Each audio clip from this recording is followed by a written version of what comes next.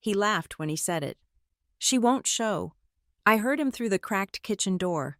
His voice, my stepfather's, was lazy, drunk, and cruel. What he didn't know was that I was standing right outside, blood on my sleeve and the old gate key clutched in my hand. He thought I would run, but when I turned that key and opened that gate, everything he had built, everything he had taken, would come crashing down. My name is Hannah Rhodes. I am 32 years old, and I have come home to bury my mother. The town of Cedar Hill hasn't changed. It's a place curated to look like a memory, with its oak-lined streets, white picket fences, and the incessant, cheerful drone of lawnmowers on a Tuesday afternoon. The houses sit in neat, respectable rows, their windows clean and vacant-eyed, reflecting a placid blue sky. From the outside, you would never know the kind of decay that could fester behind those freshly painted doors. You would never guess the secrets held captive by drywall and fiberglass insulation. Our house was the third one on the left after the bend in Maple Creek Lane. It was the only one that seemed to exhale a sigh of defeat. The paint, once a hopeful shade of yellow, was peeling near the gutters like sunburnt skin, and the lawn was a motley collection of weeds and patchy, brown grass. It was a visible blight on the neighborhood's otherwise pristine canvas. It was an honest house. It wore its misery on the outside. I killed the engine of my sensible, gray sedan, and the silence that followed was heavy, thick with the ghosts of shouted words and the phantom clinking of glass. For a long moment, I just sat there, my hands gripping the steering wheel so tightly my knuckles were white. The air inside the car was stale, but I was afraid to breathe the air out there. The air of this place was poisoned for me, saturated with a past I had spent more than a decade trying to outrun. The funeral was yesterday, a sterile, quiet affair with too many lilies and not enough honest tears. He was there, of course. Rick. He stood by the casket looking somber, accepting condolences with a practiced, mournful nod. No one saw the glint of triumph in his eyes, but I did. Finally, I opened the door and stepped out. The humidity of a late summer afternoon clung to me instantly. The familiar suffocating scent of the place hit me first. Not the roses from Mrs. Gable's prize-winning garden next door, but the smell of this house, stale cigarette smoke clinging to the shingles, a permanent ghost in the eaves, and the faint, acrid undertone of motor oil from the garage where he spent his days tinkering with engines that never seemed to run. It was the scent of my mother's slow suffocation. The front door opened before I reached it. Rick Daniels stood there, filling the frame. He had the same hulking posture, the same gut straining against a faded beer logo on his t-shirt. His face was puffier now, the capillaries broken across his nose and cheeks, telling the story of the years since I'd last seen him. But his eyes, they were the same, pale, watery blue, and holding a look of lazy, proprietary cruelty that could strip the air from your lungs. It was the gaze that had defined my childhood, a constant, low-grade terror that taught me how to make myself small, how to become invisible in my own home. It was the gaze that followed me as I did my homework at the kitchen table, silently judging every mistake, the gaze that watched me from the armchair as I tried to read a book, making the words swim on the page. It never had to be accompanied by a raised hand to feel like a blow. He didn't move, just watched me walk up the cracked flagstone path. Figured you'd turn up eventually. He grunted. It wasn't a greeting, it was an accusation. I came for Mom's things, I said, my voice flatter than I intended. I had rehearsed 100 different opening lines on the drive here, each one sharper and more cutting than the last. But confronted with his physical presence, the old instinct took over: be small, be quiet, don't provoke. He grunted again and stepped aside, a mock gesture of chivalry. The moment I crossed the threshold, the house swallowed me whole. The smell was 10 times worse inside. It was a layered history of neglect, smoke, sweat, spilled whiskey, and underneath it all, the faint, heartbreaking scent of my mother's lavender air freshener. A futile last stand against the encroaching filth. He had already colonized her space. His muddy boots were kicked off by the door. his jacket thrown over the back of her favorite chair. He had moved into her bedroom, the master bedroom, the day after she was moved to the hospice. I knew he would. It was his final act of conquest, occupying the last territory that had been hers. He ruled this decaying kingdom now, a bloated king on a throne of stale beer and sorrow. I stood in the entryway, my overnight bag feeling ridiculously heavy in my hand. I could feel his eyes on my back. "Don't know what you expect to find," he said, his voice echoing slightly in the hall. "She didn't have much. Gave it all to me anyway." I didn't turn around. I didn't have to. I could picture the smug curl of his lip. Later, I heard him through the thin wall of the living room, talking on the phone to one of his friends, or maybe the neighbor. His voice was low, but carried the familiar cadence of contempt. "Yeah, she's here, the daughter. Nah, she won't last a week. Too many memories. She'll grab a few pictures and run back to whatever sterile little life she built for herself. They always run." A cold, hard knot formed in my stomach. He was right about one thing. The house was suffocating in memories. I saw my mother everywhere. I saw her by the stove. Her shoulders slumped as she cooked his dinner. I saw her at the window, watching the rain, her face a mask of quiet desperation. I saw the faint indentations in the carpet where she used to kneel to scrub stains he'd made. This house was a museum of her misery, and he was the curator. He came into the kitchen as I was pouring a glass of water from the tap, the pipes rattling in protest. "So, how long you gracing us with your presence?" he asked, leaning against the doorframe, blocking the exit. I took a slow sip, forcing myself to meet his gaze in the reflection of the window over the sink. I gave him a brittle smile. "Just a few days. Rick, I'm not staying." The lie tasted like ash in my mouth, but it was a necessary poison. I saw the tension leave his shoulders. He believed me. Of course he did. In his world, women were either victims or they ran. The idea of one staying to fight was utterly alien to him. He wanted me gone. My presence was an inconvenient reminder that my mother had a life, a past, a daughter, before him. "Good," he said, pushing himself off the doorframe. "Place is too small for two." He left me there, and I listened to his heavy footsteps recede down the hall, followed by the click of a lighter and the sigh of the television turning on. I was alone, but the lie remained, hanging in the air between us. I wasn't here to pack up a few keepsakes and run. I wasn't here to mourn.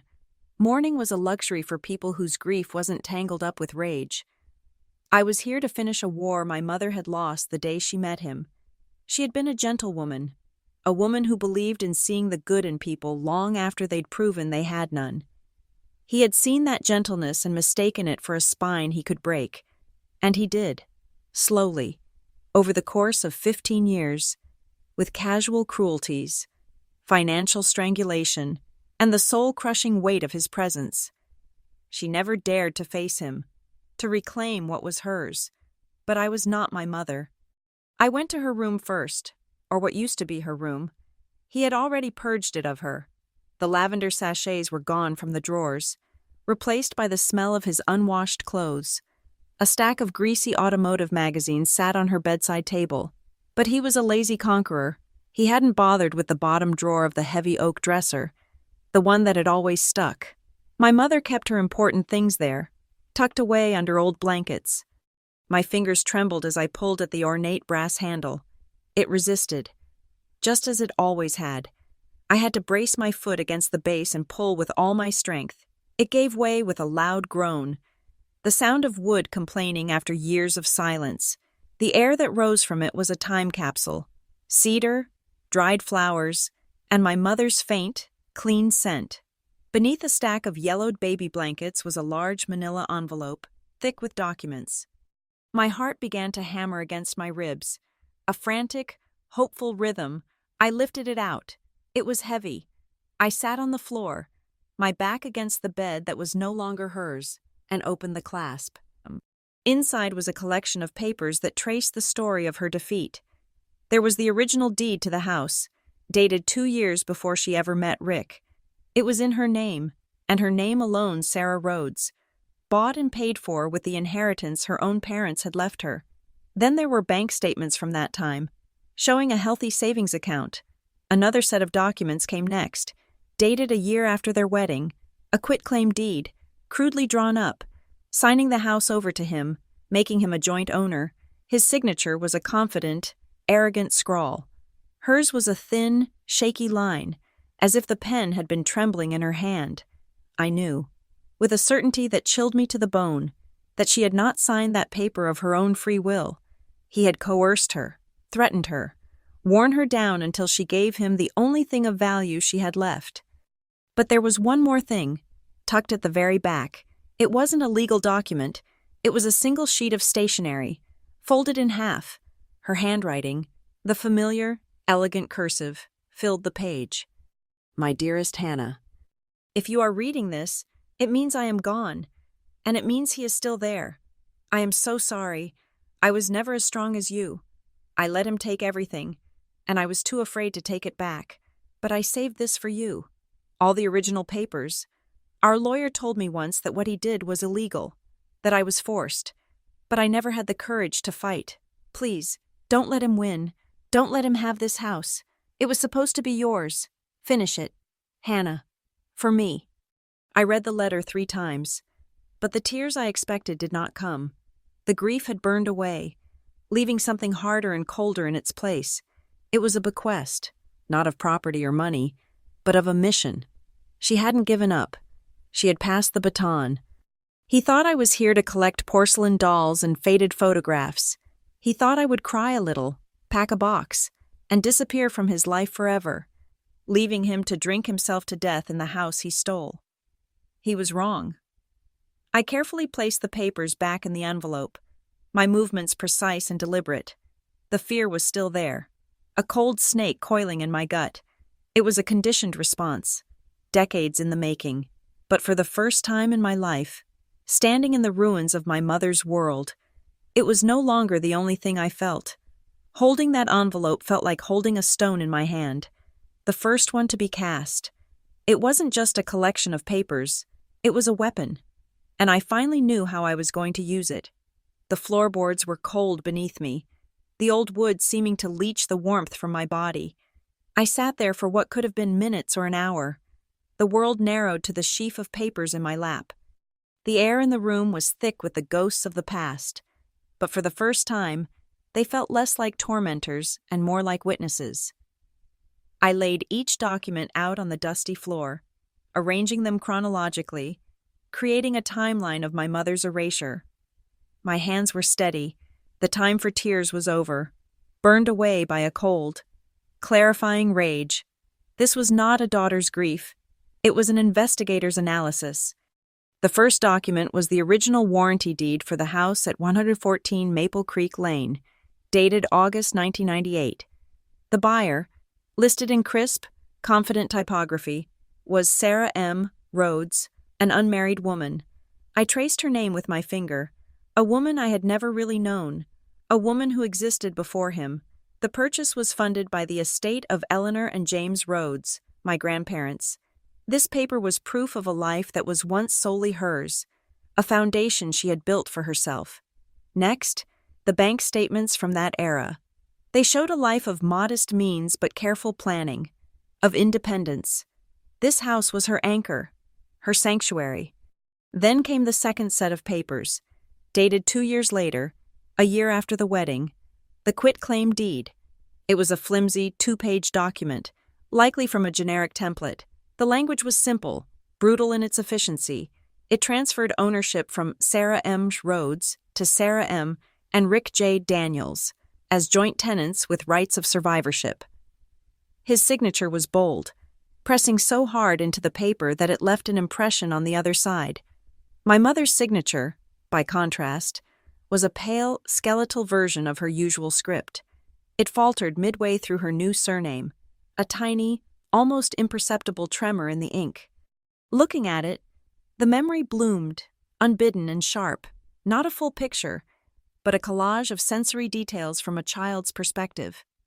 I was 8, sitting at the top of the stairs, hidden by the shadows. I wasn't supposed to be there. I was supposed to be asleep, But the sound of his voice, a low, persistent rumble from the kitchen, had pulled me from my bed. It wasn't his usual yelling. This was worse.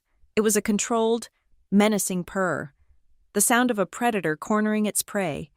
I remember the smell of his whiskey on the air, and the sight of my mother's back, her shoulders rigid as she stood at the counter. He was talking about money, about how everything she had was now his, about how lucky she was that he was willing to take care of her. I couldn't see the papers on the table, but I saw her hand shake as she reached for a pen.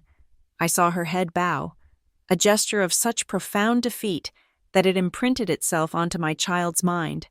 There was no physical violence, no raised fist.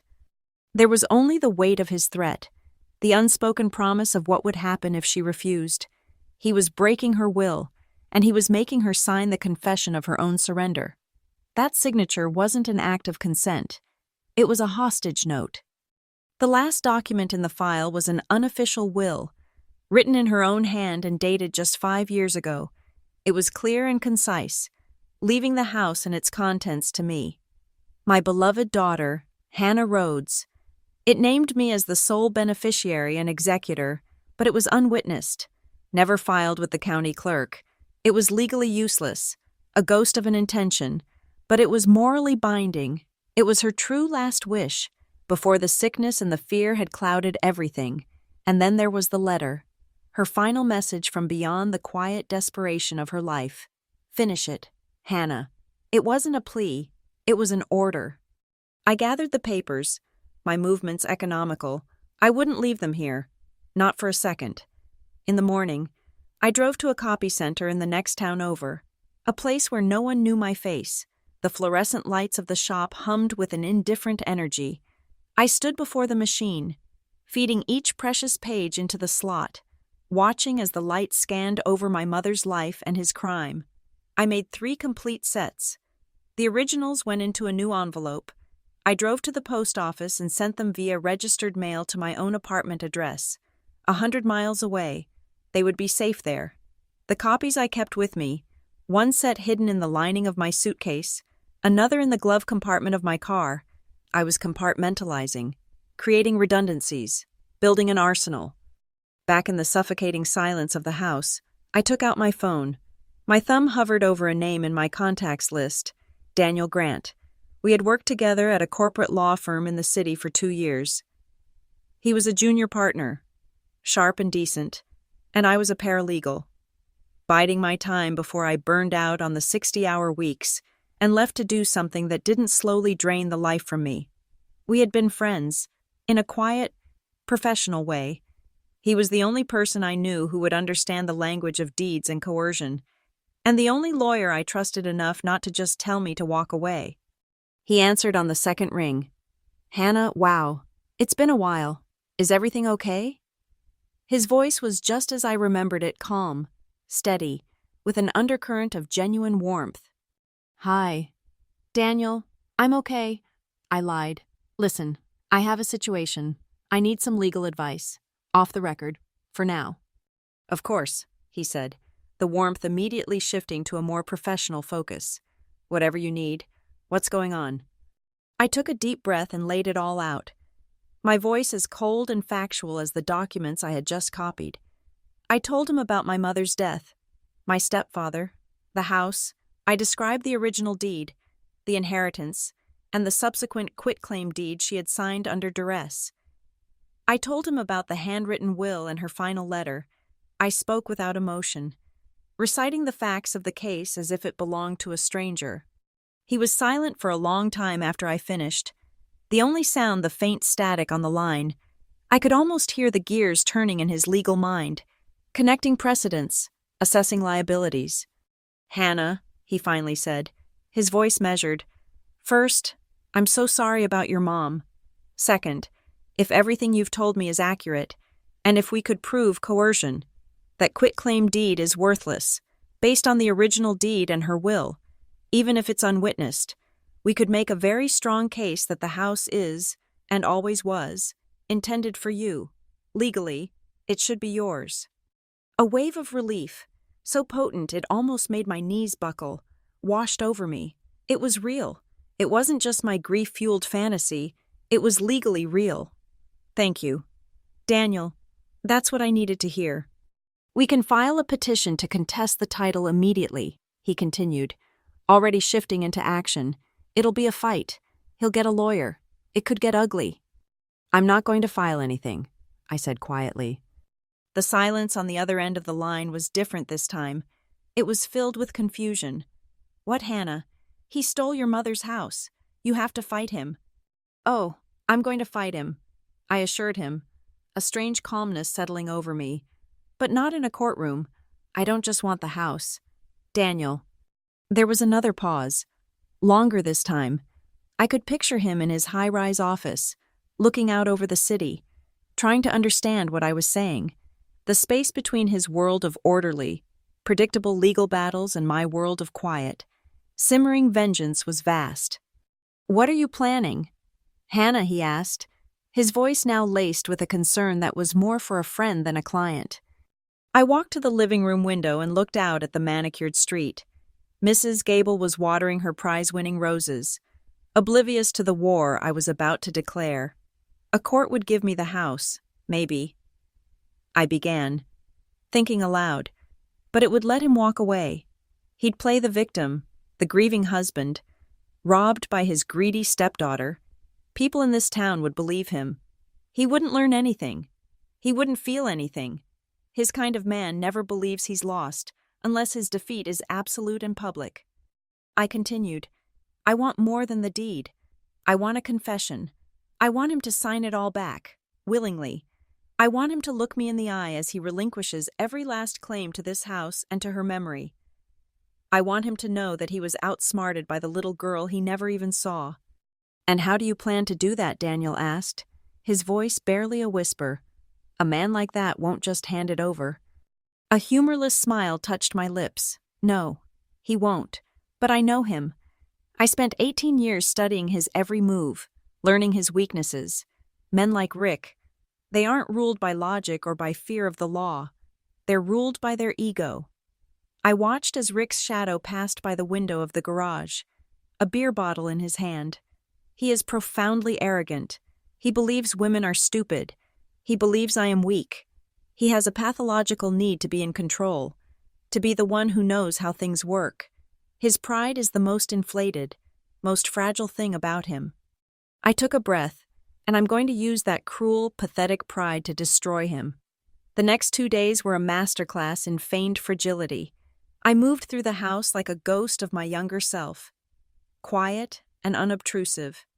I packed a few boxes with my mother's old books and clothes, performing the role of the grieving daughter for an audience of one.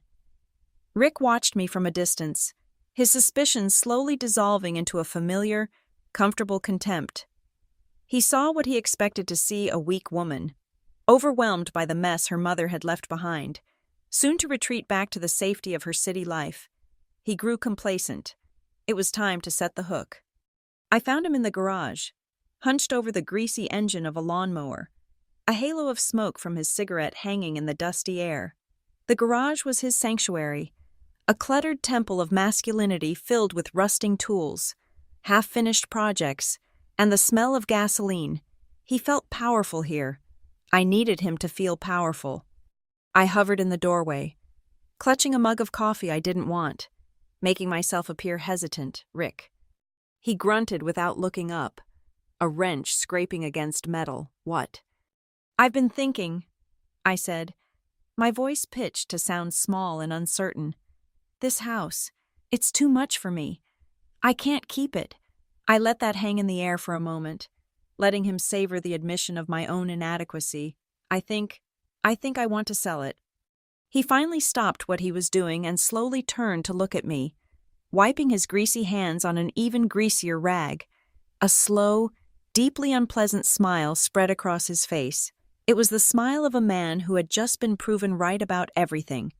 Took you long enough to come to your senses, he sneered. Place is a money pit. Your mother never understood that.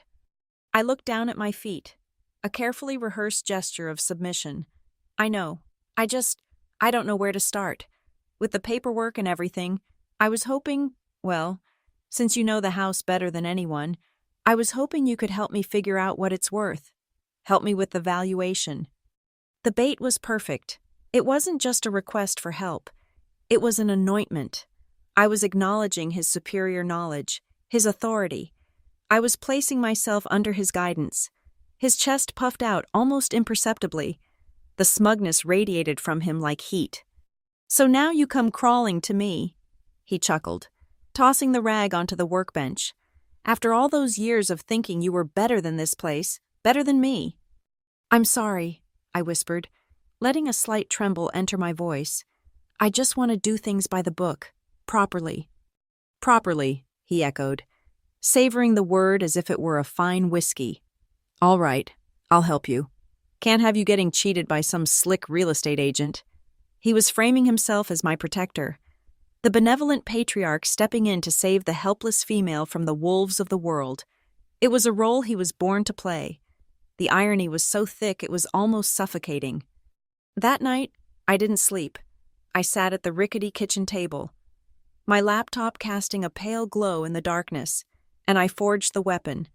I used the skills I'd learned during my years as a paralegal, pulling templates from legal websites, stitching together a document that looked, to the untrained eye, like a standard pre-sale valuation and title agreement. It was dense with boilerplate language about property assessments, market values, and disclosure requirements. It looked official. It looked boring. And buried deep within Clause 11, Section C, under the subheading Verification of Existing Encumbrances, was the kill shot. The clause was a masterpiece of deceptive simplicity.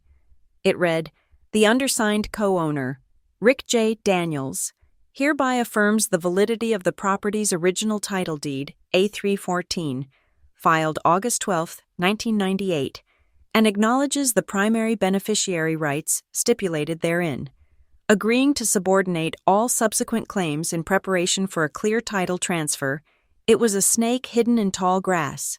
To a layman skimming the document, it would seem like a standard legal formality, a routine confirmation of the property's history, but in the language of the law, it was an unconditional surrender. By signing, he would not be agreeing to a valuation. He would be legally acknowledging my mother's original sole ownership and, by extension, my position as her rightful heir, effectively nullifying the coerced quitclaim deed. He would be signing his own eviction notice. The next morning, I called Daniel. "Are you sure about this?" "Hannah," he asked, his voice tight with concern. "This is risky, impersonating a professional, creating a fake document, if he figures it out." "He won't," I said with a confidence I didn't entirely feel. "His ego won't let him. I need you to be the professional. Daniel, you're not my lawyer. You're an independent appraiser from a firm in the city that I've hired. You're expensive, a little arrogant, and you think this whole suburban house thing is beneath you. You're everything he loves to hate, and everything he's desperate to prove he's smarter than." "You're asking me to act," he said. "I'm asking you to help me get justice for my mother," I replied. There was a pause. "Okay," he said finally. "I'm in. When and where?" He arrived 2 days later, driving a sleek black car that looked alien parked on our crumbling driveway. He wore a tailored suit and carried a leather briefcase.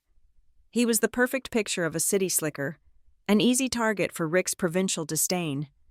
I met him at the door and performed my part, introducing them with a nervous flutter in my voice. "Rick, this is Mr.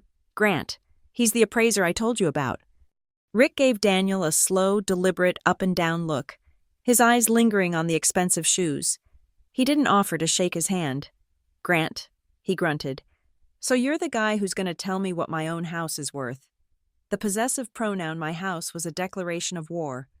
"I'm here to provide an objective, market-based assessment for your stepdaughter," Daniel replied, his tone cool and dismissive. He played his part beautifully. He barely made eye contact with Rick, instead looking around the entryway with a critical, unimpressed expression. The game had begun. What followed was a grotesque parody of a homeowner's tour. I remained almost completely silent, a shadow trailing behind the two men as they moved through the house. It was a duel of egos, and Rick was fighting with every weapon he had. "These floors are original hardwood," he boasted in the living room, stomping his foot for emphasis. "Solid oak. You don't find craftsmanship like this anymore." Daniel merely tapped a floorboard with the toe of his shoe. "Significant water damage near the window frame," he noted, making a note on a pad, "and the finish is completely worn through. You'd need to refinish the whole level. Costly." Rick's jaw tightened. In the kitchen, Rick slapped the countertop. "All new appliances. Put them in myself 5 years ago. The dishwasher is a decade-old model, and the refrigerator seal is failing," Daniel said without looking up from his notes. "That's a G-grade energy efficiency rating." With every observation Daniel made, Rick became more desperate to assert his dominance, his expertise. He talked about the plumbing he'd fixed, the wiring he'd updated, the structural integrity of the foundation. He was a fountain of misinformation and inflated claims. He was so focused on winning the small, petty battle of wits against the city slicker that he completely lost sight of the war. He didn't notice the way I watched them, my face a mask of neutral interest, my heart pounding a frantic, triumphant rhythm against my ribs. Finally, after an hour of this posturing, Daniel sighed, as if bored by the whole affair. "Well, I have enough to draw up a preliminary report." He opened his briefcase on the dining room table. "I'll just need a signature from both of you on the authorization form before I proceed." He slid 2 copies of my forged document across the table. I picked up a pen and signed my name on the designated line, my hand perfectly steady. Rick picked up the document and scanned the first page, his lips moving as he read. I held my breath. This was the moment my entire plan could collapse. He grumbled about the amount of legal mumbo-jumbo, his eyes glazing over as he hit the dense paragraphs of boilerplate text. He was looking for the valuation number, the price, the part that mattered to him. He didn't care about the clauses and subclauses. That was for lawyers and fools. He was a man of action, a man who understood the nuts and bolts of a house, not the fine print. "Just a formality," Daniel said with a dismissive wave of his hand. "Standard procedure. It basically just confirms I was here and that you both agreed to the assessment process." That was all Rick needed to hear. He grabbed the pen, eager to have the last word, to sign the paper and dismiss the arrogant city boy from his house. He scrawled his name with a flourish, a final, defiant act of ownership.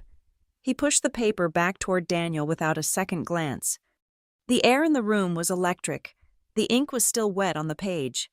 My victory was so close I could taste it.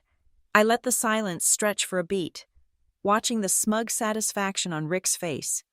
Then, I spoke, my voice low and clear, cutting through the silence. "Now it's legally mine again." Rick's head snapped toward me. He let out a short, barking laugh. "What did you say? You're delusional. Dream on, girl." I met his watery, confused gaze without flinching, a slow smile, the first genuine one I'd felt in years, spread across my face. I leaned forward slightly, my voice dropping to a conspiratorial whisper. "No, Rick, I'm not dreaming." I tapped a finger on the document he had just signed. "Read the fine print." A thick, uncomprehending silence descended upon the dining room. My words hung in the air, sharp and glittering and utterly alien in this house of muted misery. Rick stared at me, his mouth slightly agape. The cogs of his simple, brutal mind were turning, trying to process a reality that did not compute. For a moment, there was only confusion in his eyes, the look of a predator that has heard a strange noise in the dark. Then, it was replaced by a flash of irritation, and finally, he settled on a dismissive, ugly sneer. "Read the what," he scoffed, trying to reclaim the upper hand. He looked at Daniel, seeking an ally against my sudden, bizarre delusion. She lose her mind. What the hell is she talking about? Daniel did not look at Rick. His gaze was fixed on the document, his expression as serene and unreadable as a marble statue's. He slowly reached out and, with the tip of his pen, tapped a specific paragraph buried deep in the second page. Clause 11, Section C, my beautiful, venomous little trap. I'd advise you to do as she says, Mr. Daniels, Daniel said, his voice a low, clinical hum. It's always prudent to read what you sign. The condescension in Daniel's tone was the final goad. With a guttural snarl, Rick snatched the paper from the table, his eyes, accustomed to skimming over anything that looked complicated, now narrowed, trying to force the dense block of text into submission. I watched his gaze jump from word to word, his lips moving silently. He was a man trying to read a foreign language, recognizing the letters but unable to grasp the meaning. He was searching for a trick, a loophole, but the language was designed to be both perfectly legal and utterly opaque to a mind like his. I decided to help him. "Let me read it for you," I said, my voice as cool and smooth as glass. I leaned back in my chair, a queen observing a peasant's feeble attempts at court politics. I didn't need to see the paper. I knew every word by heart. I had written them, honed them, polished them until they shone with a cold, legal lethality. Clause 11. Section C. I began, reciting from memory. Verification of existing encumbrances, it says. The undersigned co-owner, Rick J. Daniels, that's you, Rick, hereby affirms the validity of the property's original title deed, A314 filed August 12, 1998. That would be the deed that was in my mother's name, alone, and acknowledges the primary beneficiary rights stipulated therein, the beneficiary being her daughter, me. Agreeing to subordinate all subsequent claims, I let that part hang in the air, the words like a suspended sentence. That means the quitclaim deed you so kindly forced my mother to sign. Rick, the one that made you a co-owner, you just legally agreed that it comes second, that it's subordinate, worthless. He stared at the paper, then back at me, his face turning a blotchy, dangerous shade of red. The sneer had vanished, replaced by a mask of slack-jawed disbelief. He still didn't fully understand. His ego was a fortress, and the truth was still looking for a way in. Daniel delivered the final, devastating blow. He spoke calmly, as if explaining a simple point of law to a student. What you signed, Mr. Daniels, is a legally binding reaffirmation of the original title. You have, with your own signature, acknowledged that Sarah Rhodes was the sole legal owner of this property, purchased with her own inheritance, as her only child and stated heir. All rights of ownership therefore pass directly to her daughter. Hannah, the joint tenancy you created is, as of your signature 10 minutes ago, legally nullified. Congratulations, you've just signed away your house. That was the key, the simple, brutal phrase he could understand. You've just signed away your house. The fortress of his ego did not just crumble, it exploded, with a roar of pure animalistic fury. He lunged to his feet, knocking his chair over with a crash. He slammed both hands down on the dining table, the wood groaning under the impact. The salt shaker jumped, and a glass of water I'd poured for myself trembled and fell, shattering on the floor. "You bitch!" he screamed, his voice cracking. He ripped the paper from the table, his hands shaking so violently it was a wonder he didn't tear it. "You tricked me. This is illegal. You can't do this." I didn't flinch. I had spent a lifetime flinching from this man. I would not do it today. I met his furious, terrified gaze and held it. "No. Rick," I said, my voice unwavering, "it's perfectly legal. Deceit isn't against the law. Arrogance is just expensive. You signed a contract. A man who knows so much about nuts and bolts should understand that." He threw the contract down on the table as if it were on fire. He was trapped, cornered, and the only response he knew was rage. He balled his fists, his body vibrating with a violence he had nowhere to put. For a terrifying second, I thought he might come around the table, that the old instincts would take over and he would lash out. My heart hammered against my ribs, a frantic bird trapped in a cage. The fear was still there, a ghost in my bloodstream, a testament to his long reign. But something new stood beside it now, a cold, hard certainty. Daniel rose slowly from his chair, placing himself subtly between us. I would strongly advise against doing anything foolish. Mr. Daniels, he said, his voice still unnervingly calm. Any act of aggression now would only complicate your legal situation further. The mention of his legal situation seemed to penetrate the red haze of his rage. He deflated slightly, the raw fury curdling into a sputtering, impotent resentment. He knew he was beaten. He couldn't punch a contract. He couldn't intimidate a clause. The weapons he had used his entire life were useless. He just stood there, breathing heavily, his eyes darting between me and Daniel, searching for an escape that didn't exist. Daniel calmly collected both copies of the signed document, placing them neatly in his briefcase. He snapped it shut, the sound echoing in the tense silence like a judge's gavel. "My work here is done," he said. He gave me a quick, almost imperceptible nod. "Hannah, I'll file this with the county clerk's office first thing in the morning. A copy of the registered document will be sent here, as well as to, well, wherever Mr. Daniels will be residing." He walked to the door, a calm, professional man, leaving a scene of total devastation. The moment the front door clicked shut behind him, the energy in the room shifted. Rick was no longer performing for an audience. He was alone with me.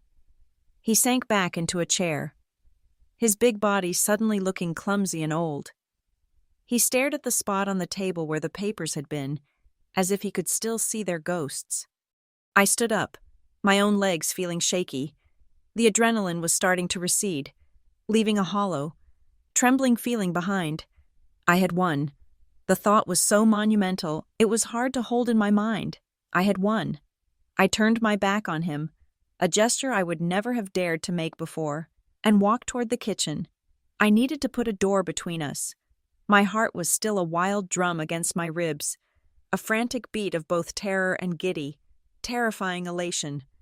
From the kitchen window, which looked out over the overgrown backyard, I watched him. He stumbled out the back door and retrieved a half-empty bottle of whiskey from a hiding place beneath a loose flagstone. He didn't bother with a glass. He slumped onto the top step, took a long, desperate pull from the bottle, and stared out at the dying lawn. His shoulders were slumped in defeat. He took another drink, and I saw his lips move. He was muttering to himself, a low, desperate litany. I couldn't hear the words, but I knew what they were. It was his mantra of denial, the phrase he used to convince himself of my weakness, of my predictability.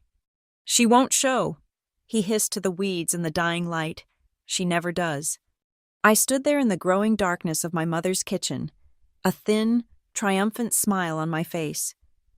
I pressed my hand against the cool glass of the window pane. "I already did," I whispered. But the war was not over. Reclaiming the house was only the first battle.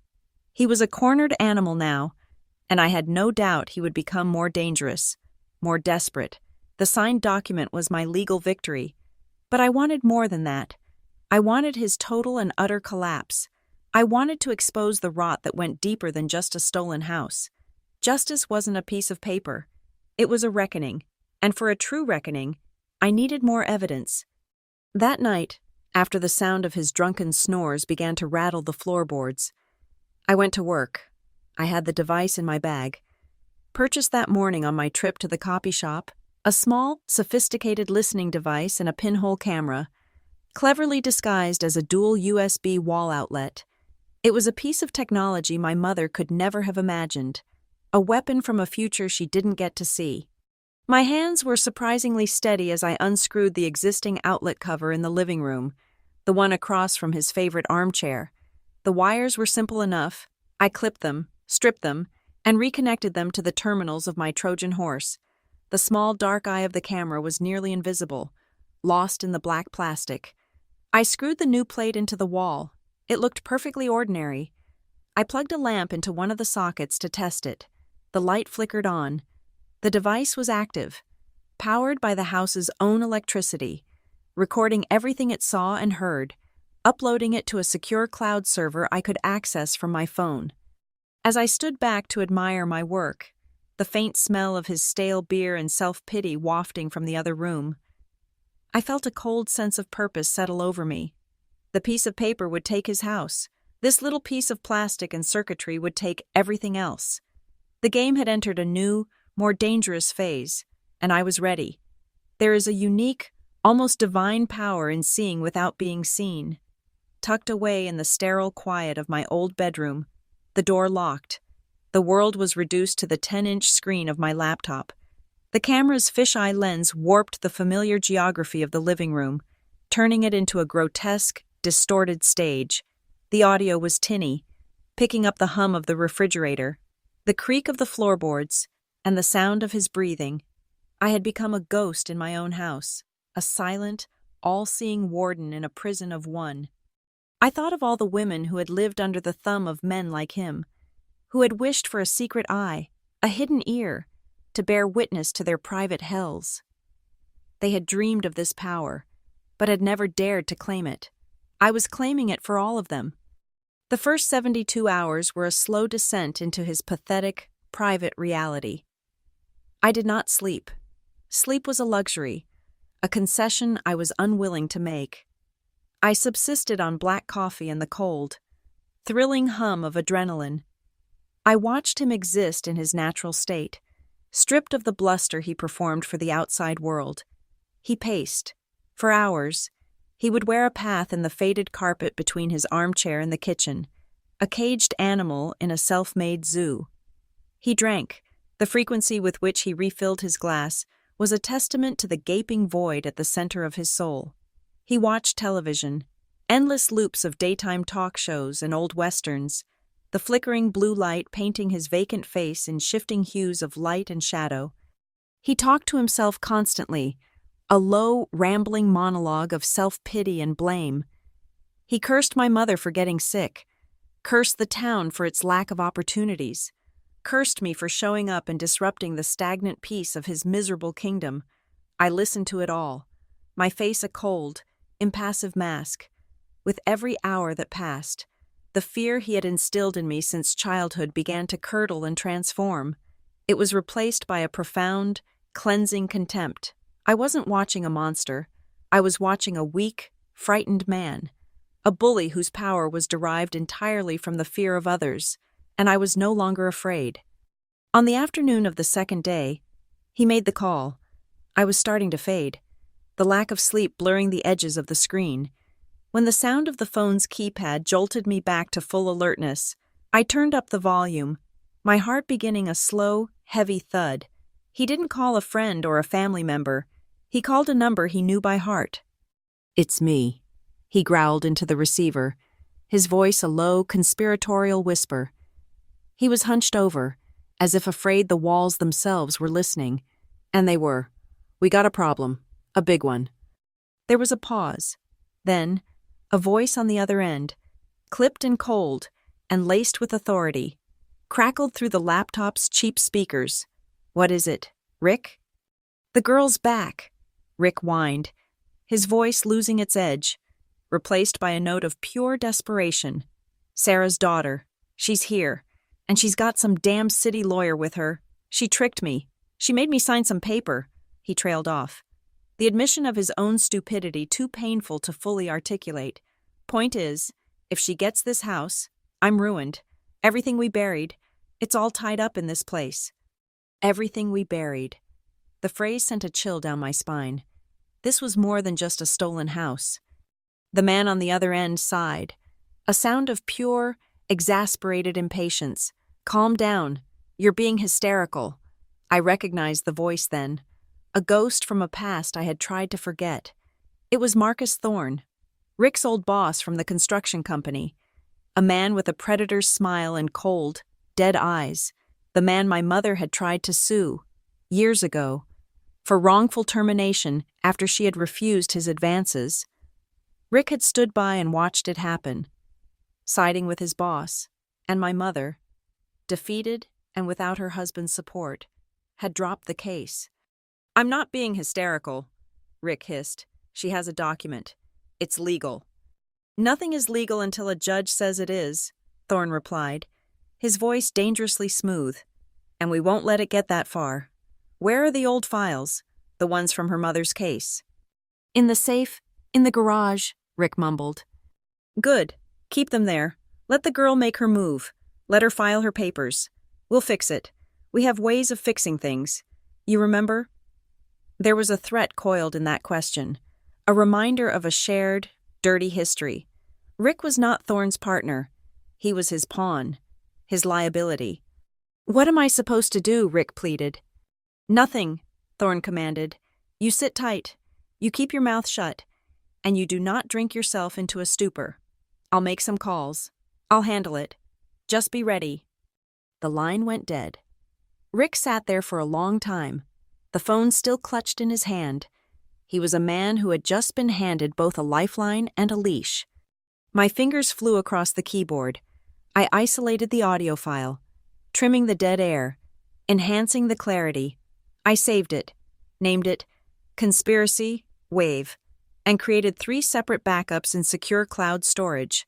Then, I attached the file to an email and sent it to Daniel. My hands were shaking, but not from fear. It was the electrifying thrill of discovery. I had stumbled into something far bigger, far darker than I had imagined. His reply came less than an hour later, a series of rapid-fire texts. Hannah, I just listened. Who is Marcus Thorne? I typed back Rick's old boss. My mother filed a harassment suit against him years ago. Rick took Thorne's side. She dropped the case. The 3 dots of Daniel's reply flashed on the screen for a long time. This is dynamite. Everything we buried. We'll fix it. This is clear evidence of collusion and a conspiracy to conceal evidence related to your mother's original lawsuit. This goes beyond the house. This is a criminal matter. We can take this to the district attorney. We can sue them both into oblivion. I read his words, the legal, logical, correct course of action, but it felt distant, clinical. It wasn't what I wanted. No, I typed. Another pause. No, Hannah.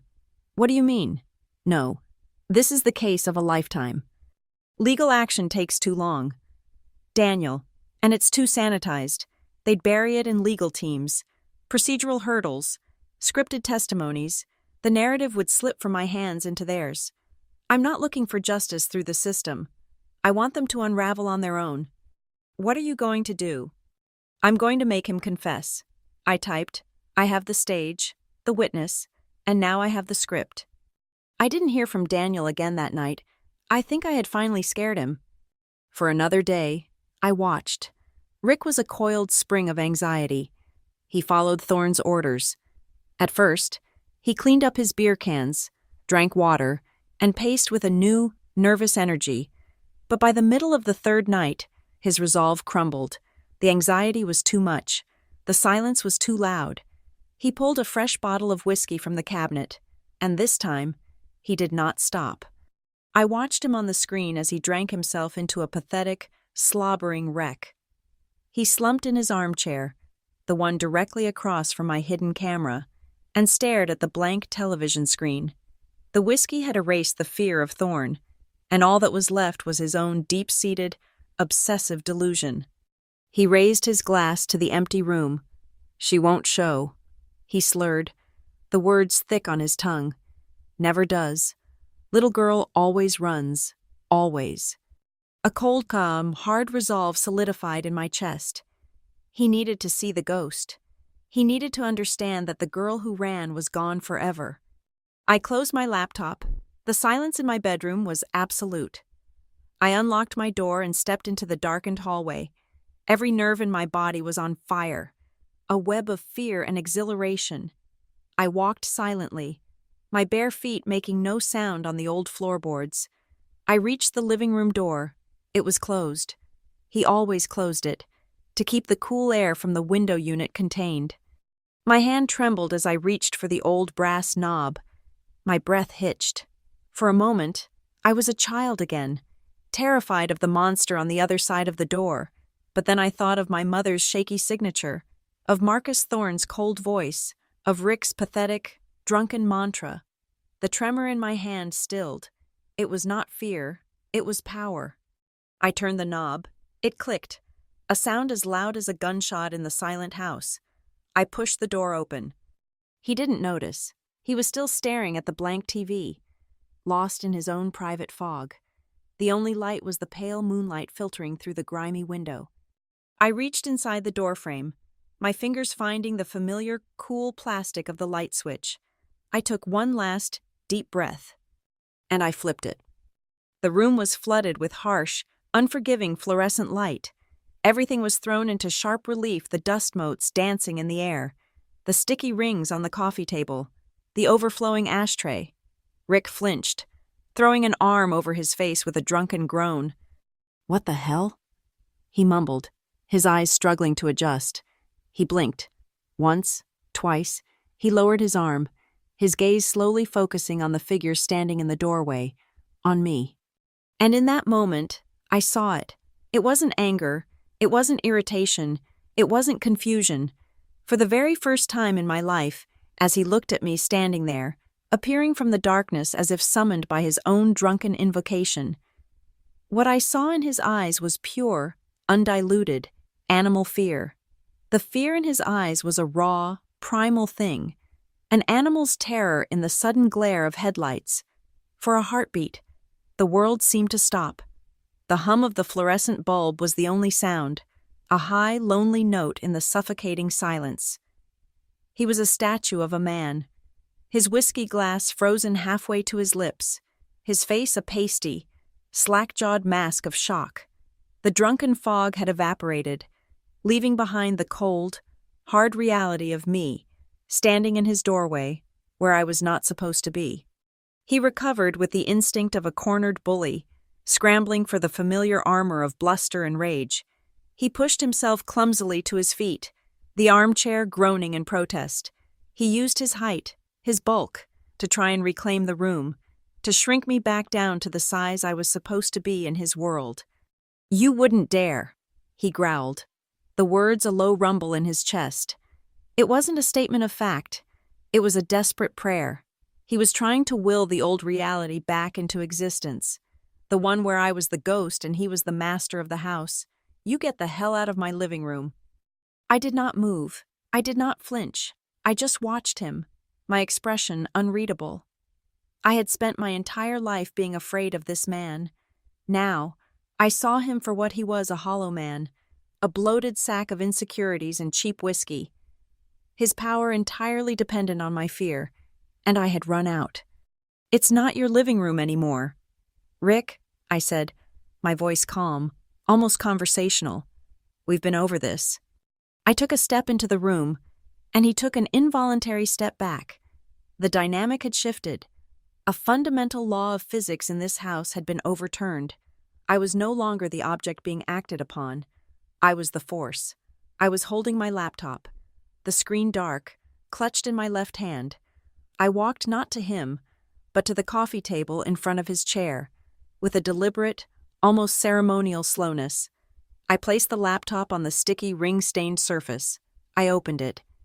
The screen flickered to life, illuminating my face from below. Rick stared at it, his brows furrowed in confusion. He thought it was another document, another legal trick. "What is this?" he spat. "More of your lawyer's mumbo-jumbo." "It won't work. I'll fight it. I'll tell everyone what you did." "You won't tell anyone anything," I said, my eyes never leaving his. I clicked the trackpad. A video file opened, a familiar, distorted view of the room we were standing in, and then the audio began. His own voice, tinny and pathetic, filled the silence. The girl's back. His recorded self whined. "She tricked me. She made me sign some paper. Point is, if she gets this house, I'm ruined. Everything we buried, it's all tied up in this place." The color drained from his face. It was a sight of beautiful, pure horror. He stared at the screen, at the image of himself hunched over the phone, his own words echoing in the room, testifying against him. He was seeing himself as I saw him, stripped bare, his pathetic desperation and criminal conspiracy laid out for all to see. He was trapped in a feedback loop of his own making. Then came the cold, authoritative voice of Marcus Thorne. "We'll fix it. We have ways of fixing things. You remember?" Rick's head snapped up, his eyes wide with a new, more potent terror. This wasn't just about me anymore. This was about Thorne. He had exposed them both. I paused the video. I let the silence hang, heavy and damning. I looked at him, the man who had loomed over my entire life, now visibly trembling. "Want me to send this to the police?" "Rick," I asked, my voice a soft, deadly whisper. "I'm sure the district attorney would be very interested in what you and Marcus Thorne buried. I wonder if it has anything to do with my mother's old harassment case." He started to shake his head, a frantic, jerky motion. No, you can't." "I can." I said simply, "I have it all, the audio, the video, a sworn statement from Daniel about your behavior, a copy of the original deed, a copy of my mother's letter. It's a nice, neat little package, a story of coercion, theft, and conspiracy to obstruct justice." "You're crazy," he hissed, the words spitting from his mouth like venom. It was his last resort. The accusation men like him always level at women they cannot control. "You're an ungrateful, crazy bitch." A cold, sad smile touched my lips. "No, Rick," I replied, my voice dropping even lower, filled with the weight of years of unspoken truth. "I'm just the daughter of the woman you killed. You didn't use a knife or a gun. You were much crueler than that. You used words. You used silence. You used contempt. You stood by her day after day, and you chipped away at her soul, one casual cruelty at a time, until there was nothing left. You killed her, word by word." My words struck him like a physical blow. He let out a strangled cry of rage and denial, and his body reacted with the only language it had ever truly known. He lunged, his hand raised, his face contorted into a mask of pure fury. The motion was terrifyingly familiar. It was the thundercloud that had hung over every dinner, every holiday, every quiet evening of my childhood. But I was not a child anymore. As his hand came down, aimed at my face, my own hand shot up. I moved with a speed that surprised us both. I didn't block the blow. I caught it. My fingers wrapped around his thick, fleshy wrist, my grip like a band of steel. The shock on his face was absolute. His forward momentum stopped, his arm trapped in my grasp. He stared at my hand on his wrist, then up at my face, his mind unable to process the impossible physics of the moment. He was bigger, he was stronger. This could not be happening, but it was. My strength wasn't just in my muscles. It was the condensed, focused rage of a lifetime. It was the strength of every time I had bitten my tongue, every time I had hidden in my room, every time I had watched him diminish my mother to a shadow. "My mother died because she was afraid of you," I said, my voice shaking with a cold, controlled fury. I squeezed, and I felt the bones in his wrist grind together. A pained grunt escaped his lips. "She was afraid to leave, afraid to fight, afraid to even speak. She died in this house, a prisoner of your pathetic ego. I'm living to end that. Right here, right now." I let go of his wrist and shoved him back. He stumbled, his balance compromised by the whiskey and the shock. He fell backward, collapsing into his armchair with a heavy, wheezing thud. He didn't try to get up. All the fight, all the bluster, had drained out of him, leaving a deflated, gasping husk. He sat there, his chest heaving, his eyes darting around the room as if seeing it for the first time. A cage he had built for others that had now become his own. I watched him for a long moment, letting his defeat sink in, letting it permeate the very air of the room. Then, I walked back to my bedroom and retrieved the last piece of my arsenal. It wasn't a legal document I had forged. It was a copy of my mother's handwritten will, the one that was legally useless but morally absolute. I walked back into the living room and placed the single sheet of paper and a pen on the coffee table, next to the laptop. He stared at it, his breathing still ragged. "What's that?" he rasped. "It's Mom's will," I said, "her real one, the one she wrote before she got too sick and too scared to have it witnessed." I tapped the signature line at the bottom. "You're going to be a witness. Rick, you're going to sign it, right here, acknowledging that you've seen it and that you understand her final wishes." He stared at me, his face a mess of confusion and despair. I already signed the other thing. The house is yours. I know. I said, this isn't about the law. This isn't about the house. This is about her. You will not get to walk out of here claiming this was all some legal misunderstanding. You will not get to play the victim. You will. For once in your miserable life, acknowledge her. You will honor her wish. You have two choices. You sign this paper as a witness to her will, and I walk away with the house and the video, or you don't sign, and we go to court, and I will stand up in front of a judge and a jury, and I will play that recording for the entire world to hear. I will tell them everything. Your choice. He looked from the paper to my face, searching for a bluff, for a crack in my resolve. He found none. He looked at the laptop, the source of his ruin. He looked around the room, the kingdom he had lost. His shoulders slumped. He was utterly, completely broken. With a trembling, palsied hand, he reached for the pen. His fingers were clumsy. Fumbling with the cap, he leaned forward, his breathing a wet, ragged sound. He looked at the signature line, then at my mother's beautiful, tragic handwriting. He signed his name. The arrogant scrawl was gone, replaced by a shaky, barely legible spiderweb of ink, the signature of a defeated man. He dropped the pen as if it had burned him. I picked up the paper, the ink still wet, and folded it carefully. I put it in my pocket. I closed the laptop. The finality of the act was deafening. I turned to leave. I stopped in the doorway and looked back at him, a shrunken, pathetic figure in a stained armchair. This is the last time you touch anything that was hers, I said, my voice devoid of all emotion. Not her house, not her memory, not her name. You are erased. Pack your things. I want you gone by morning. Then I walked out, leaving him alone in the harsh, unforgiving light of his own ruined life. He was gone before the sun came up. I didn't hear him leave. I had sat awake in my childhood bed, listening to the house settle around me, half expecting another confrontation, a final, desperate act of violence. But there was nothing. Only the groans of old wood, the sigh of the wind in the eaves, and then a profound, unnerving silence. When dawn broke, casting long, gray fingers of light across the floor, the silence had a different quality. It was the sound of absence. I walked through the house like a tourist in a forgotten museum. The living room was a wreck, an overflowing ashtray and his empty whiskey glass the only artifacts of the previous night's cataclysm. A rank, sour smell hung in the air.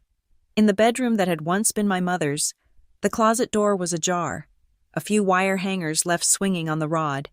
The drawers of the dresser were pulled out, empty. He had taken only his clothes and left behind the detritus of a life lived without care or consequence. He hadn't even made the bed. On the kitchen counter, propped against the sugar bowl, was a single sheet of paper torn from a legal pad. Scrawled in a shaky, angry hand were 4 words. She showed, "You win." I picked it up. The paper was flimsy, cheap, but the words on it were heavier than stone. It was a confession, a surrender, a curse, and an epitaph, all in one. You win.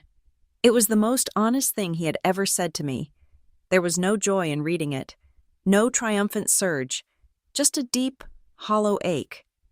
I folded the note and put it in my pocket alongside my mother's will. They belonged together. A week later, it was official. Daniel had filed the signed document, and the county clerk's office, after a perfunctory review, registered the title transfer. The house at 114 Maple Creek Lane belonged to me, Hannah Rhodes, and me alone. Daniel called with the news. "It's done," he said, a note of professional satisfaction in his voice. "The property is yours, free and clear. The copy of the new deed is in the mail." He paused, and his tone shifted, becoming more personal. "Now, about Marcus Thorne. I've spoken to a colleague in the DEA's office, off the record. He's very interested in the recording. Conspiracy, obstruction, not to mention the original harassment claim. Hannah, we could bury them both." I stood in the kitchen, looking out the window at the overgrown backyard. The sun was shining. The world outside the grimy pane of glass looked bright and alive, a place I hadn't been a part of for a long time. I thought about courtrooms, depositions, headlines in the local paper. I thought about dragging my mother's memory through the mud of a public spectacle. I thought about giving Rick and Thorne the dignity of a fight, of letting them be the center of another story. "No," I said quietly. No, Daniel's voice was incredulous. "Hannah, these men are criminals. They deserve to face justice." "They do," I agreed, "but I'm not the one who's going to give it to them. I have the recording. Daniel, it's my insurance policy. If Thorne ever comes near me or this house, I'll release it, but I'm not going to sue. I'm not filing charges."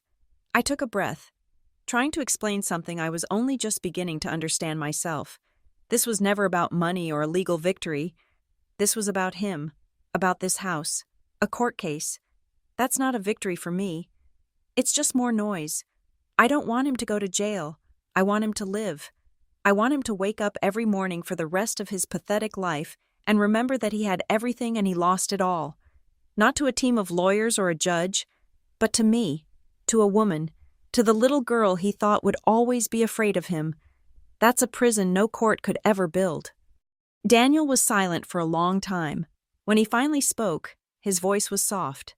"I understand," he said. "Be safe, Hannah." "I will," I said, and for the first time, I believed it. After the call, I began to clean. It was a methodical, almost ritualistic exorcism. I started in the kitchen. I threw out every chipped mug, every stained plate. I scrubbed the countertops until the smell of bleach overpowered the ghosts of stale beer. I scraped years of grease from the stovetop. I emptied the refrigerator of its sad, half-empty containers of condiments and a single, withered lemon. I was erasing him, 1 square inch at a time. I was scouring the house of his presence, trying to find the faintest trace of my mother underneath. I worked for days, fueled by a grim, silent determination. I filled trash bag after trash bag with the accumulated filth of his neglect. With every layer I peeled back, I felt a little lighter, but the house held its memories tightly. In the back of a hall closet, I found a box of my mother's unfinished craft projects, a half-knitted scarf, a needlepoint canvas of a garden she never had. The sight of them was a physical blow, a reminder of all the quiet, hopeful things he had suffocated. It was in the garage, his former kingdom, that I found the gate. It was leaning against the back wall, behind a stack of bald tires, covered in cobwebs. It wasn't a gate for a fence. It was small, maybe 3 feet high, made of heavy, ornate iron, rusted to a deep, angry orange. It had a heavy, intricate latch and a keyhole. I stared at it, and the memory, sharp and cold, rose from the depths where I had buried it. I was 13. It was the summer I had started to talk back, to find my own voice. He didn't like that. He never laid a hand on me after I was old enough to remember it clearly. He didn't have to. He had found other ways to show me I was powerless. The gate had been a decorative piece, something my mother had bought at a flea market to put in her garden. He took it and installed it at the top of the basement stairs. My bedroom was in the basement then. One night, after an argument, he had simply locked it. He didn't yell. He didn't threaten. He just clicked the heavy latch shut, leaving me in the dark, a prisoner in my own room. It was a silent, rusting symbol of his absolute authority, a message that he could and would lock me away whenever he pleased. My hands were shaking as I dragged the heavy iron gate out from behind the tires. It was heavier than I remembered. I carried it out of the garage and into the fading afternoon light of the backyard. The hinges groaned in protest. I laid it flat on the cracked patio stones. The key was still in the lock, a skeleton key, dark with rust. It had been there for almost 20 years. I knelt down. My fingers trembled as I gripped the key. It resisted, frozen by years of disuse and corrosion. I had to use both hands, twisting with all my strength. For a moment, I thought it was hopeless, that it was permanently sealed, a curse that could never be undone. And then, with a sharp, grating crack that echoed in the quiet yard, the lock turned. The latch sprang open with a rusty sigh. I knelt there for a long time, just staring at the open lock. I felt a pressure in my chest begin to release, a band of iron that had been constricting my lungs for 2 decades. It felt like my first real breath. I looked up at the sky, at the clouds painted in hues of pink and gold by the setting sun. "You see, Mom," I whispered, my voice thick. The tears that had refused to come for him, for the house, for the fight, now fell freely, hot and silent on the cold iron. I opened the gate. The evening light slanted across the yard, turning the overgrown weeds into a field of gold. It caught the rust on the gate, making it gleam like old blood. I thought of his taunts, his sneering dismissal of me, his final bitter note. They were just words, the empty sounds made by a hollow man. They had no power here, not anymore. The gate was open. The silence was no longer his, it was mine, and in that quiet, broken, beautiful moment, I knew that the victory was real, and it was enough. The weeks that followed were a study in quiet reclamation. The house, scoured and bleached of his presence, began to breathe again. I moved through its rooms not as an intruder or a ghost, but as its rightful inhabitant. I opened windows that had been sealed shut for years, letting in the autumn air, crisp with the scent of wood smoke and damp leaves. The oppressive silence that had been his dominion was replaced by new sounds, the gentle hum of the refrigerator, the tick of a clock I'd hung in the hall, the sound of a classical station playing softly from a small radio in the kitchen. I was filling the house with my own life, my own quiet rhythms. I didn't try to erase my mother. Instead, I sought to bring her back, the version of her that existed before him.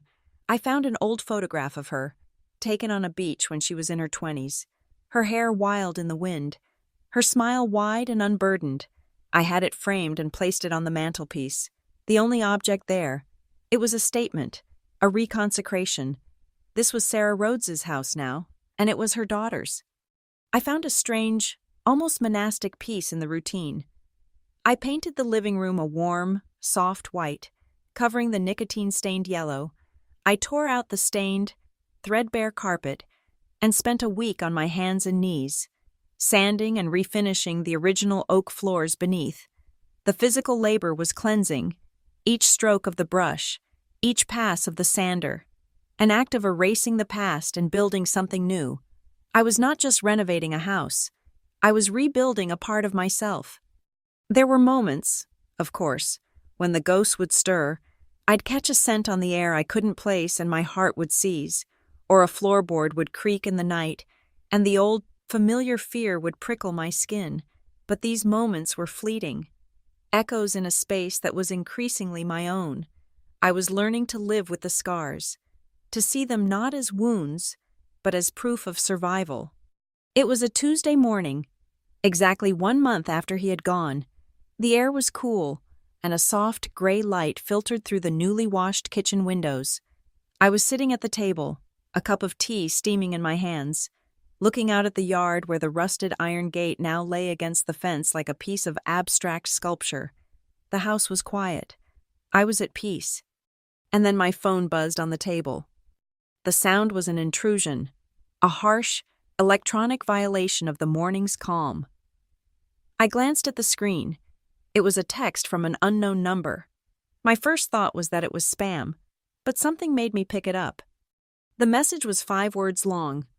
"He's in the hospital, heart failure." I read the words once, then twice. They seemed to float on the screen, disconnected from reality. Heart failure. It was a clinical, sterile phrase for such a messy, violent end. The sender, I realized after a moment, was probably one of the neighbors, someone who knew my number from the funeral arrangements and felt a sense of grim, small-town duty to inform me. I set the phone down on the table. My tea was getting cold. I stared out the window. The world looked exactly the same as it had a minute before. The gray sky, the rust-colored leaves clinging to the oak tree, the quiet, empty street. Nothing had changed, and yet everything had. The final chapter of a book I thought I had already closed was being written, without my consent. I felt nothing, not a flicker of pity, not a surge of satisfaction, not a twinge of guilt. The space inside me where feelings for him used to live fear, hatred, a tangled, resentful sense of obligation was a perfect, clean void. He was a problem that had been solved, a ghost that had been exorcised. His current condition was an epilogue that had nothing to do with me. My phone buzzed again. It was Daniel. The neighbor must have called him, too. I let it ring for a moment, then answered. Hannah. Did you hear his voice was gentle, cautious? I got a text, I said, my own voice surprisingly steady. Are you okay? I'm fine, I said, and it was the truth. There was a pause. He was waiting for me to say more, to ask which hospital, to say I was on my way, to express some form of human emotion appropriate for the situation. I'm not going, Daniel, I said, answering the unspoken question. I heard him exhale on the other end of the line. It wasn't a sound of judgment, but of understanding. Okay, he said softly. You don't have to explain. He's not my family, I said, needing to say it aloud, to make it real. He was a squatter in my mother's life. His ending is his own story. It has nothing to do with me. I know. He said, just take care of yourself today, okay? I will, I said, and we hung up. I sat there for a long time, the silence of the house pressing in on me, but it wasn't a bad silence. It was a thoughtful one. I thought about the cycle of violence, the way his casual cruelty had shaped my life, had ended my mother's. His heart was failing. It seemed a fitting, almost poetic end for a man who had never really used it. But my not going felt incomplete. It was a passive act, an absence. I wanted to make one final, active statement, not for him, he was beyond hearing it, but for the record, for the universe, for my mother. I went to my desk, where I kept the important papers. I pulled out a crisp, clean envelope and a single sheet of stationery. I took out the document he had signed that night, my mother's handwritten will, his shaky, defeated signature as a witness at the bottom. I folded it carefully and slipped it inside the envelope. Then, on the sheet of stationery, I wrote a short, simple note. It wasn't addressed to him or to the hospital staff. It was addressed to the permanent record of things. For the record, she showed. I sealed the envelope. I didn't write a return address. I drove to the hospital, a sterile brick building on the edge of town. I didn't go inside.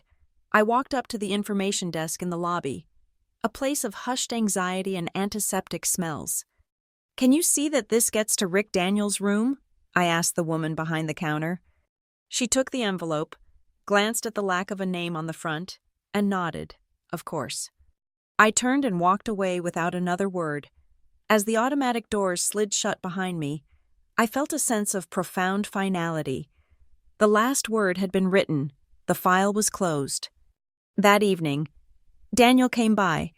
He brought a container of soup, a silent offering of support. We sat in the living room, the room where the final battle had been fought, now clean and white and peaceful.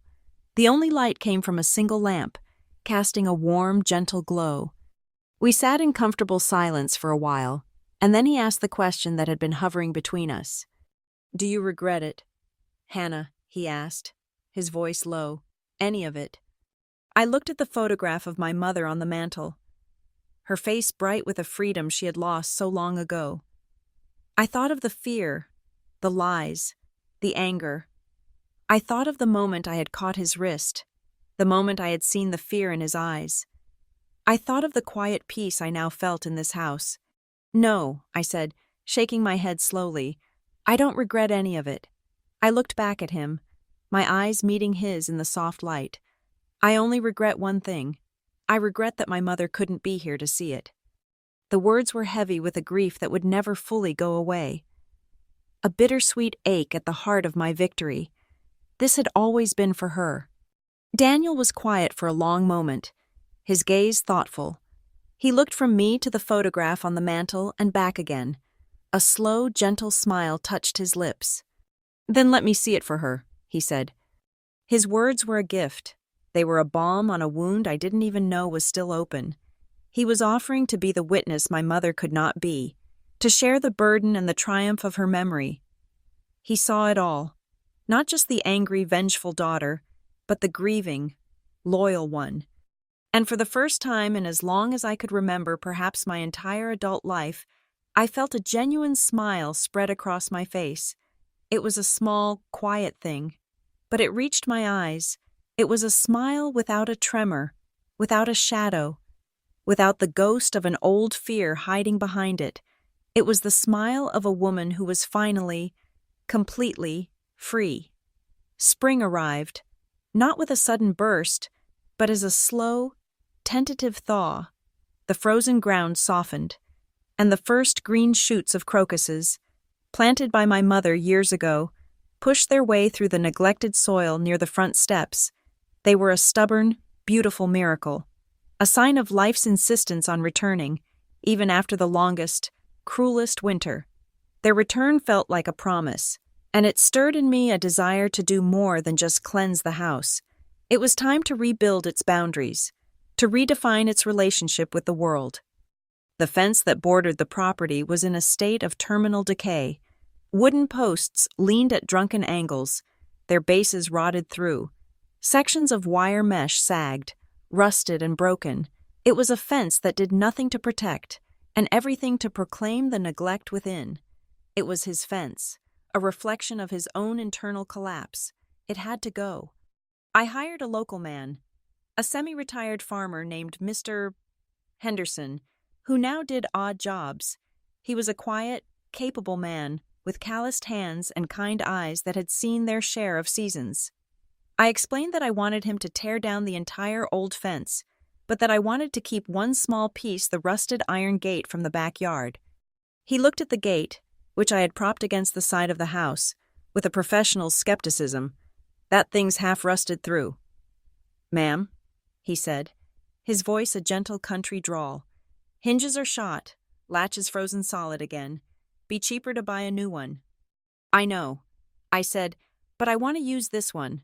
I want you to build the new fence, but I want you to set new, strong posts for this gate, right at the entrance to the back garden. I want you to make it work again. But please," I added, my voice firm, "don't try to fix the rust. Don't sand it. Don't paint it. I want it to look exactly as it does now. Just functional." He gave me a long, curious look, but he was a man who respected a client's wishes. No matter how peculiar, he just nodded. "Your house, your rules," he said. For a week, I watched him work. He moved with an unhurried, efficient grace, pulling the old posts from the ground, rolling up the tangled wire. He set new, thick cedar posts in concrete, their fresh-cut scent a clean, sharp perfume in the air. He stretched new, strong wire mesh, creating a clean, secure boundary. The property began to look cared for, protected. It began to look like a home. The day came when he was ready to install the old gate.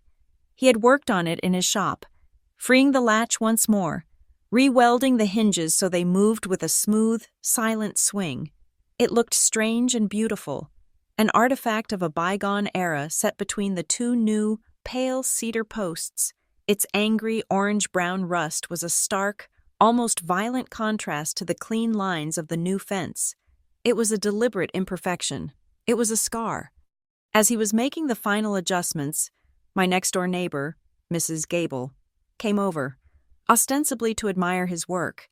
She was a kind woman, whose concern was genuine, if sometimes nosy. "Oh, Hannah, it looks 100 times better," she declared, her eyes scanning the new fence line. Then her gaze landed on the gate, her brow furrowed. "But, dear, are you going to paint that old thing? A nice coat of black paint would make it look brand new." I ran my hand over the rough, pitted surface of the iron. The rust came away on my fingertips like fine, dark red dust. I thought of all the things I had tried to paint over, to forget, to pretend had never happened. I thought of the sterile perfection of the life I had built for myself in the city, a life with no rust, no imperfections, and no real substance. I looked at Mrs. Gable and gave her a small, Genuine smile. Thank you. But no, I said, I think I'm going to leave it as it is. But why, she asked, her curiosity getting the better of her. It looks so damaged. Because some things should stay scarred, I replied. It helps you remember you survived the wound. She didn't understand, but she nodded politely and went back to her pristine rose garden. I knew my answer would become another piece of the strange Hannah Rhodes puzzle for the local gossips, but I didn't care. The gate wasn't for them, it was for me. The next day, I had another visitor. A young man from a metalworking shop in the next town over arrived. I had sent him a sketch of what I wanted. He was carrying a small box of tools.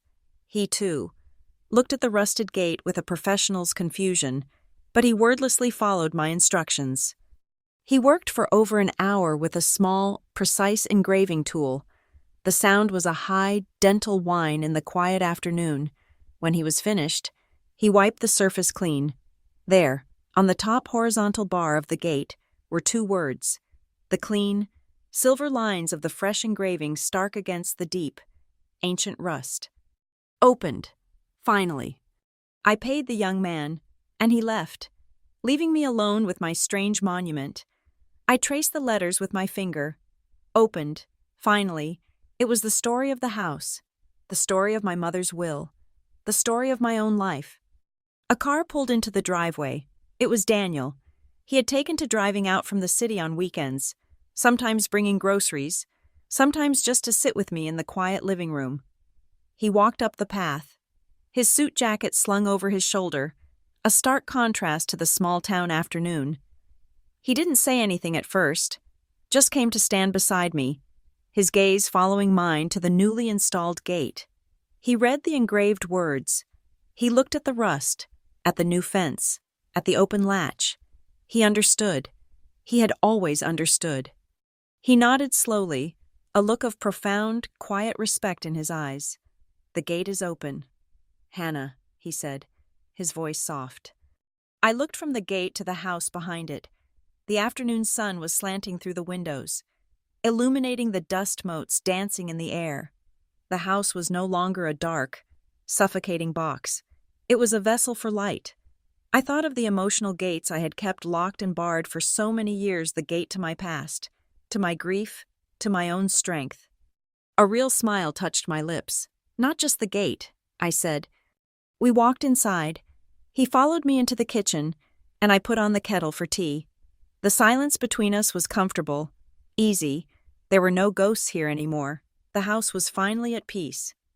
Later, as the sun began to set, I stood by the large window in the living room, the one where my mother used to sit for hours, staring out at a world she felt she couldn't join. The light poured in, a river of liquid gold, washing over the newly polished floors, glinting off the photograph on the mantel.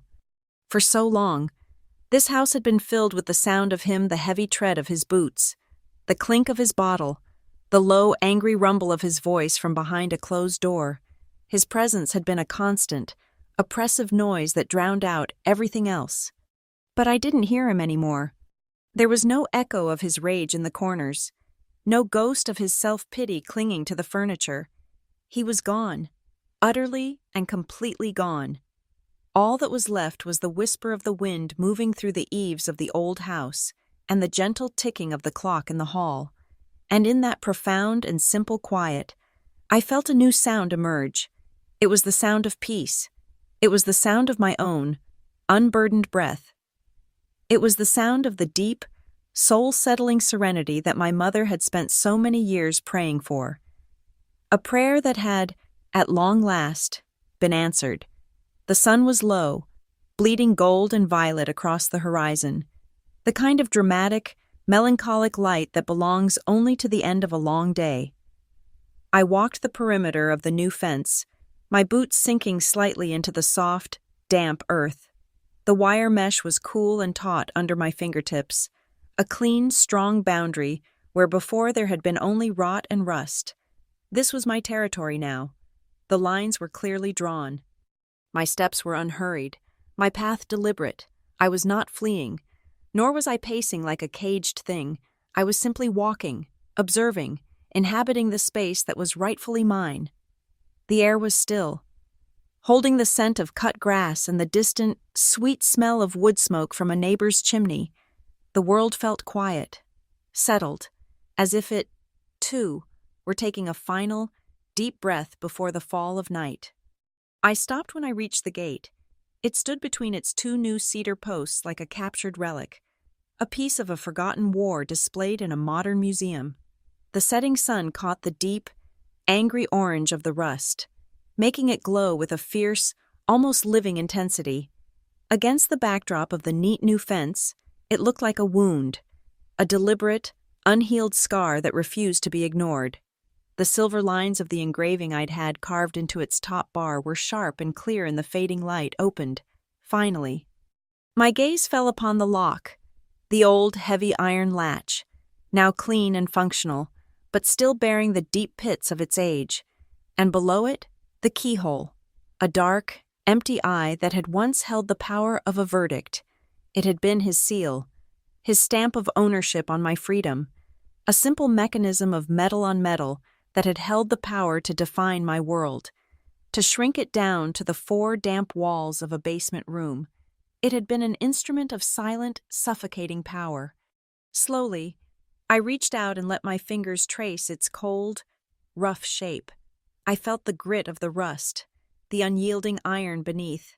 I remembered the finality of its click, a sound that had echoed in my nightmares for years, a sound that meant I was alone, unheard, and utterly powerless. He had never needed to raise his voice when he had this lock. It did the screaming for him. Now, it was just a piece of metal. It locked nothing, it guarded nothing, it swung freely on its new hinges, its purpose nullified, its power dissolved into nothing more than a bad memory. It was an artifact, a curiosity. I could have had it removed, melted down, erased completely, but I had chosen to keep it, not as a trophy, but as a testament. It was a reminder that the strongest prisons are not built of iron bars, but of the fear that convinces you the gate is locked in the first place. My prison had not been the basement. It had been the belief that I would never be strong enough to turn the key.